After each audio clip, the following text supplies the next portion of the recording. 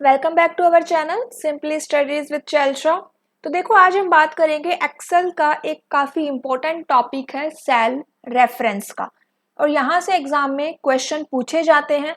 Generally पूछ लिया जाता है कि सेल रेफरेंस कितने टाइप की होती है, कौन कौन से टाइप हैं, या फिर उन टाइप से कोई ना कोई एग्जाम्पल दे दिया जाएगा और फिर पूछा जाएगा कि ये एग्जाम्पल किस टाइप का है। ठीक है, या फिर आपसे पूछा जाएगा कि आपको एक एड्रेस दे दिया जाता है और फिर पूछा जाएगा कि भाई ये कौन सा सेल रेफरेंस है। तो यहाँ से आपके क्वेश्चन बन जाते हैं। जनरली एग्जाम में यहाँ से आपको एक न्यूमेरिक बेस्ड आपको क्या मिलता है, क्वेश्चन देखने को मिलता है। ठीक है, अगर आपने मेरी क्लास एमएस ऑफिस में जो 350 क्वेश्चंस की मैं बात करती हूँ, अगर वो क्लास आपने देखी है तो आपने देखा होगा कि एग्जाम में क्वेश्चन आए हुए हैं। इसके अलावा जो आपके एक्सेल के एमसीक्यूज आपने किए हैं तो वहां पे भी मैंने सेल रेफरेंस के क्वेश्चन डाले थे। ठीक है, तो अभी हम एक अलग से टॉपिक करने वाले हैं कि अगर आपने वो क्लासेस नहीं देखी है या फिर आपको कोई थोड़ा बहुत डाउट रह गया है तो इसमें। तो सेल रेफरेंस क्या होता है, सबसे पहले ये बात समझो कि एक सेल रेफरेंस होता क्या है, एक सेल रेफरेंस को आप कैसे क्रिएट कर सकते हो। तो यहाँ पे बात समझो कि सेल रेफरेंस, सेल क्या है? सेल होती है आपकी intersection of row and column, उसे क्या कहते हैं हम? सेल कहते हैं। और रेफरेंस का मतलब कि आप इसको रेफर करना चाहते हो, आप इसको यूज करना चाहते हो, तो सेल रेफरेंस को हम बोल सकते हैं उस पर्टिकुलर सेल का एड्रेस। सेल रेफरेंस को आप क्या कह सकते हो? सेल एड्रेस, जो क्या डिफाइन करेगा। और सेल एड्रेस किससे मिलके बनता है ये भी मैंने आपको बताया है कि सेल एड्रेस में सबसे पहले आपके कॉलम का जो हेडिंग नेम है वो आएगा, फिर आपके जो रो हेडिंग नेम है वो आएगा। और कॉलम हेडिंग किससे रिप्रेजेंट होती है? अल्फाबेट से रिप्रेजेंट होती है। एंड रो हेडिंग आपकी 1 2 3 न्यूमेरिक में रिप्रेजेंट होती है। तो जनरली आपका सेल रेफरेंस और सेल एड्रेस सेम ही चीज होती है। जैसे कि किसी भी सेल का अगर हम बात करें A2, तो ये क्या है? उसका सेल रेफरेंस है, जिसमें कॉलम कौन सा है आपका? फर्स्ट कॉलम है, और रो कौन सी है? सेकंड रो है। ठीक है, तो ये आपको पता चला कि सेल रेफरेंस क्या होता है। ठीक है, अब यहाँ पे एक चीज और आती है, सेल रेंज। अब सेल रेफरेंस मतलब कि किसी एक पर्टिकुलर सेल का एड्रेस की बात हो रही है, और सेल रेंज का मतलब होता है कि इसको हम जनरली ना फॉर्मूलाज में यूज करते हैं। सेल रेंज के अंदर हम क्या करते हैं कि हम काफी सारी सेल्स को सिलेक्ट कर लेते हैं। आप मान लीजिए यहाँ पे आपका ये ए कॉलम है, 1 2 3 4 5, ये 5 आपकी रो है। आपने यहाँ से लेके यहाँ तक इनको सिलेक्ट कर लिया। अब ये क्या दिखाएगा आपको? ऐसे थोड़ी ना दिखाएगा A1, A2, A3, नहीं, आपको ये डायरेक्टली कैसे दिखा देगा? आपको दिखाएगा ये A1, और यहाँ पे हम सेल रेंज में यूज करते हैं कोलन। इसका नाम भी पूछ लिया जाता है कि ये नाम क्या है, तो ये आपका कोलन है। A1 से लेके A5, इसका मतलब A1, A2, A3, A4, A5 यहाँ पे क्या आ गई? ये टोटल A1 से लेके A5 के अंदर जितनी भी सेल इंक्लूडेड है वो सारी सेल आपने यहाँ पे सिलेक्ट कर ली। तो इस तरह से हम किसी भी सेल की रेंज को डिफाइन करते हैं। ठीक है, जब आप इसको फॉर्मूला में यूज करते हो तब ये कैसे यूज होगा? तब आपको इस तरह से लिखना पड़ेगा कि इज इक्वल्स टू, फॉर्मूला को हमेशा कैसे स्टार्ट किया जाता है? इक्वल का सिंबल यूज करके। उसके बाद आपका फॉर्मूला यहाँ पे जैसे मैंने सम यूज किया है, एंड सम के बाद आपकी क्या आएगी? पैरेंथेसिस आएगी, और A1 कोलन A10, मतलब A1 से लेके A10 तक की जो आपकी 10 यहाँ पे सेल बनती है ना, उन 10 सेल का आपको क्या करना है? सम करना है। तो ये क्या है? आपकी सेल रेंज है। इतना समझ में आ गया ना कि सेल रेफरेंस क्या होती है, सेल रेंज क्या होती है। देखो, हर एक पॉइंट यहाँ पे इंपॉर्टेंट है।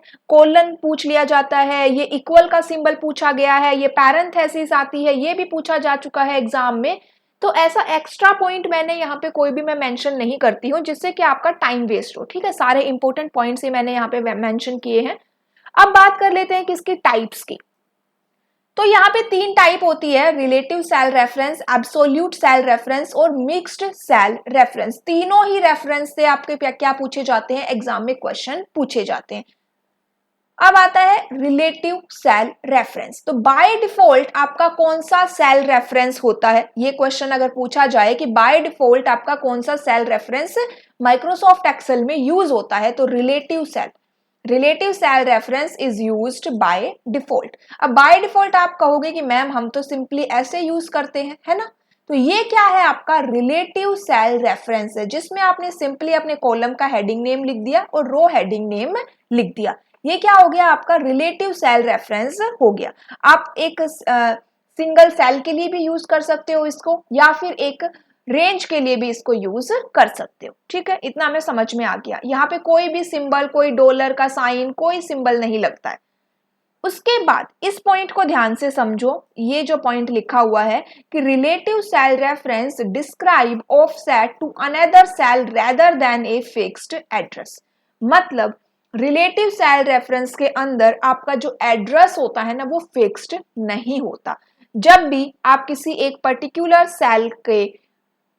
सेल का रेफरेंस किसी दूसरी सेल में कॉपी करते हो ना, आप मान लीजिए आपने एक सेल में कोई फॉर्मूला लगाया एंड आपने उसको कॉपी किया किसी दूसरी सेल में, तो यहाँ पे आपका वो फॉर्मूला क्या हो जाता है, इस दूसरी जहां पे भी आपने इसको पेस्ट किया है उस सेल के अकॉर्डिंग अपने आप को इसमें चेंजेस कर लेता है।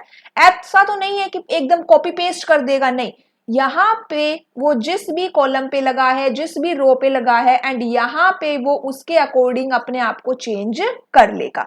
तो यहाँ पे आपका एड्रेस क्या नहीं होता, फिक्स नहीं होता। ये बात ध्यान रखना। एक एग्जांपल समझो, डायरेक्टली इस टाइप से आपको स्टेटमेंट एग्जाम में मिल जाती है और आपसे पूछ लिया जाता है कि रिजल्ट क्या आएगा। तो यहाँ देखो, if you copy the formula C is equals to C2 by A2 from the cell E2 E3, तो the formula in E3 will automatically become, ये आंसर लिखा हुआ है लेकिन आपसे पूछा जाएगा कि भाई क्या बन जाएगा। तो सिंपल सा समझो कि आपके पास एक E2 क्या है, आप कहाँ पे हो, आप अभी प्रेजेंटली E2 में हो। ये आपकी E, ये 1 और ये 2, तो आप कहाँ पे हो, आप यहाँ पर हो। उसके बाद आपने यहाँ पे एक फॉर्मूला कॉपी किया, कौन सा, is equals to C2 by A2। यहाँ पे क्या फॉर्मूला लिखा हुआ है, या E2 के अंदर C2 बाय A2 आपका फॉर्मूला लिखा हुआ है। मतलब कि ए क्या है, फर्स्ट कॉलम, सी क्या है आपका थर्ड कॉलम, और रो की बात करें तो दोनों में कौन सी है, सेकंड रो की बात हो रही है ना। तो ये फॉर्मूला जब आप E3 में कॉपी करोगे ना, अभी ये E2 में लिखा हुआ है, जब आप इसको E3 में कॉपी करोगे तब ये फॉर्मूला क्या बन जाएगा। तो सिंपल सी बात है, C का तो C ही रहेगा, ठीक है, जो 2 है उसका क्या हो जाएगा, थर्ड रो हो जाएगा, एंड A का A ही रहेगा और 2 का क्या हो जाएगा, थर्ड। तो यहाँ पे आपका देखो एड्रेस क्या हो गया, चेंज हो गया, रेफरेंस चेंज हो गया। तो यही क्या है, आपका रिलेटिव सेल रेफरेंस है। डायरेक्टली एग्जाम में ये ऐसा एग्जाम्पल पूछ लिया जाएगा और आपसे पूछा जाएगा कि इसका रिजल्ट क्या आएगा। ठीक है, काफी बार पूछा जा चुका है ये एग्जाम्पल। तो ये क्या है, आपका रिलेटिव सेल रेफरेंस। ठीक है, समझ में आया। इसको यहाँ पे इसमें भी देख सकते हो आपकी, यहाँ पे देखो ये एक ए आपका कॉलम है, num1, सी में मैंने num2 लिखा, 2 के अंदर 10, 3 में 12, यहाँ पे 18, यहाँ पे 144। ई में क्या है, आपका एक फॉर्मूला लगा हुआ है num1 बाय num2। ठीक है, num1 बाय num2। अब जब यहाँ पे E2 की बात करोगे तो ये क्या हो जाएगा, आपका 10 बाय 18 हो जाएगा ना, और यहाँ पे अगर 3 में इस E3 की अगर बात करोगे तो 12 बाय 144 हो गया। मतलब यहाँ पे आपका फॉर्मूला क्या बन गया, E2 is equals to C2 by A2, and यहाँ पे क्या बन गया, E3 is equals to C3 bye A3। तो यहाँ पे आपके फॉर्मूले क्या हो गए, चेंज हो गए। तो यही क्या चीज कहलाती है, आपके रिलेटिव सेल रेफरेंस कहलाती है। रिलेटिव सेल रेफरेंस को आप कहाँ पे यूज करोगे, जब आपको लगे कि आपको एक सिंपल फॉर्मूला लिखना है किसी एक सेल में और फिर बाद में आपको उस फॉर्मूले को बस कॉपी पेस्ट करना चाहते हो, आप उसी फॉर्मूले को बार बार में रिपीट नहीं करना चाहते, तब आप क्या यूज करोगे, रिलेटिव सेल रेफरेंस को यूज करोगे। ठीक है, समझ में आया। काफी इंपॉर्टेंट यहाँ पे रहेगा आपका सेल रेफरेंस का टॉपिक। अब चलिए नेक्स्ट बात कर लेते हैं किसकी, absolute cell reference. Absolute cell reference में आपसे ना ज्यादातर क्या पूछा जाता है कि एग्जाम्पल के थ्रू पूछा जाता है। तो पहली तो बात ये याद रखना, इसके अंदर ऊपर क्या था, ऊपर आपका चेंज हो रहा था ना फॉर्मूला, फॉर्मूला क्या हो रहा था, चेंज हो रहा था, रो एंड कॉलम की वैल्यू क्या हो रही थी, चेंज हो रही थी।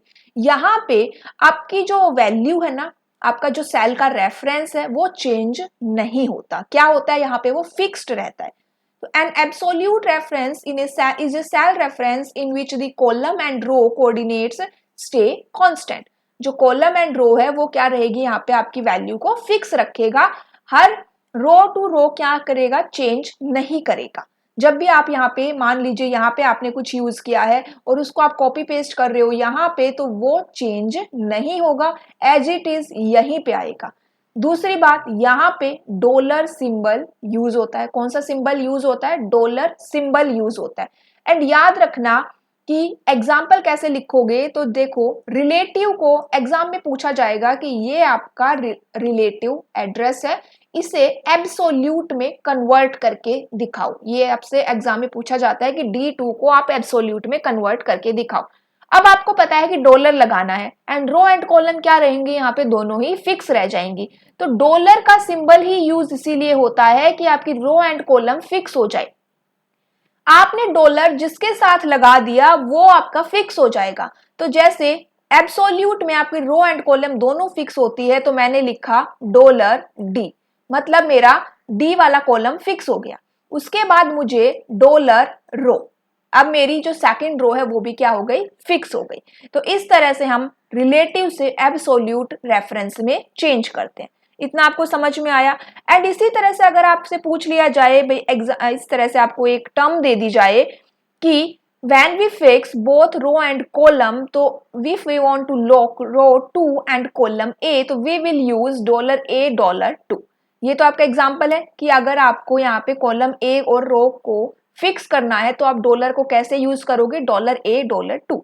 फॉर्मूले में देखो यहाँ पे G2 आप यहाँ पे सेल को यूज कर रहे हो, G2 के अंदर आपने फॉर्मूला लगाया C2 डिवाइडेड बाय $A $2, और उसके बाद आपने इस फॉर्मूले को कॉपी पेस्ट कर दिया किस में, G3 के अंदर। अगर ये रिलेटिव होता ना तो यहाँ पे ये क्या बन जाता, C3 डिवाइडेड बाय A3, लेकिन यहाँ पे क्या है, आपने डॉलर यूज कर दिया, इसका मतलब ये फिक्स हो गया। तो G3 में क्या बनेगा, अब C2 के आगे डॉलर नहीं है, इसका मतलब C2 अभी भी रिलेटिव रेफरेंस को ही शो कर रहा है। तो C2 का तो C3 हो जाएगा, लेकिन $A $2 क्या है, यहाँ पे फिक्स रहेगा। समझ में आया, एब्सोल्यूट सेल रेफरेंस, इसमें आप रो एंड कॉलम के आगे क्या लगा देते हो, डॉलर लगा देते हो, और इसका मतलब वो एड्रेस, वो वैल्यू आपकी फिक्स रहेगी। ठीक है, चलिए डॉलर क्यों यूज करते हैं ये मैंने आपको बताया। डॉलर आप यूज करते हो रो एंड कॉलम की वैल्यूज को फिक्स करने के लिए। When to use absolute cell reference in Excel, जब आप चाहते हो कि आप फॉर्मूले को कॉपी पेस्ट करो और आप उस वैल्यू को चेंज नहीं करना चाहते, तो आप एब्सोल्यूट सेल रेफरेंस को यूज करोगे। अगर आपको थोड़ा सा भी डाउट है तो इस एग्जांपल को समझो। देखो मैंने यहाँ पे E3 इज इक्वल्स टू, मैंने एक फॉर्मूला लगाया A2 डिवाइडेड बाय 2।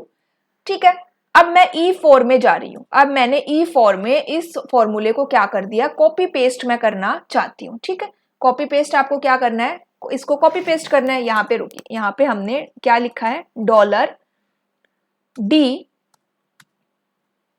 $2। ठीक है, ये क्या करना चाहते हो आप, कॉपी पेस्ट करना चाहते हो, लेकिन ये जो $D2 है, $2 आप इस वैल्यू को चेंज नहीं करना चाहते। इसका मतलब क्या हुआ, कॉलम डी रो नंबर 2 में जो वैल्यू है आप उसे फिक्स रखना चाहते हो, एंड इसी वैल्यू को D2 की जो वैल्यू है उसी को बाकी के सेल्स में यूज करना चाहते हो। तो सिंपली आप कैसे लिखोगे, एंड दूसरी साइड आपने लिख दिया A2 मतलब यहाँ पे क्या है, आपका रिलेटिव रेफरेंस है, तो ये वैल्यू तो आपकी चेंज हो जाएगी, है ना, A3 बन जाएगी। एंड ये डॉलर वाला क्या रहेगा, ये आपका एज इट इज आ जाएगा। ठीक है, अब मान लीजिए A2 के अंदर 5 है और $D $2 के अंदर क्या है, आपका 3 है, तो ये क्या हो जाएगा आपका 5/3। एंड A3 में आपका 9 है और $D2/3 में क्या है, 3 है, तो ये क्या हो जाएगा 9/3। समझ में आ गया ना। अभी कोई भी डाउट हो तो एक बार आप फिर से पॉज करके वीडियो को रिवाइंड करके देख लीजिएगा। नेक्स्ट आता है आपका mixed cell reference. Mixed cell reference में क्या होता है, आपका एब्सोल्यूट और रिलेटिव दोनों सेल रेफरेंस को मिक्स किया जाता है। इसका मतलब क्या हुआ कि रो एंड कॉलम में से कोई एक आपका फिक्स हो जाएगा, मतलब किसी एक के साथ आप डॉलर को यूज करोगे, या तो आप रो के साथ यूज करोगे डॉलर को, या फिर आप कॉलम के साथ यूज करोगे डॉलर को। अब मेरा ये है एक एग्जांपल, A2 क्या है आपका अभी देखो मैं आपको तीनों ही कन्वर्ट करके बताती हूँ, इसको भी छोड़ दो। अभी हम क्या करेंगे, ये क्या है आपका A5, ये आपका एक रिलेटिव रेफरेंस है। अब इसे आपको कन्वर्ट करना है किस में, एब्सोल्यूट में आपको इसको कन्वर्ट करना है। किस में कन्वर्ट करना है आपको इसको, एब्सोल्यूट में। तो कैसे करोगे आप, लिख दोगे भाई $5, ये क्या हो गया आपका, एब्सोल्यूट में कन्वर्ट हो गया। अब आप इसको रिलेटिव में मिक्स्ड में कन्वर्ट करना चाहते हो, तो मिक्स्ड में आप इसको कैसे कर सकते हो, $A5, आपने A के साथ डॉलर लगा दिया, या फिर दूसरा ऑप्शन आपके साथ है कि आप 5 के साथ डॉलर यूज करो। मतलब अगर आपको कॉलम को फिक्स करना है तो कॉलम के साथ डॉलर यूज करो, रो को फिक्स करना है तो रो के साथ यूज करो। ये आपका रिलेटिव रेफरेंस है, ये आपका एब्सोल्यूट रेफरेंस है, ये आपका क्या है, आपका मिक्स्ड रेफरेंस है। तो समझ में आ गया तीनों के बीच में क्या डिफरेंस है। ठीक है, तो ये था हमारा सेल रेफरेंस, एक छोटा सा टॉपिक, काफी इंपॉर्टेंट है। क्लास अच्छी लगी तो जरूर शेयर करना। Thank you.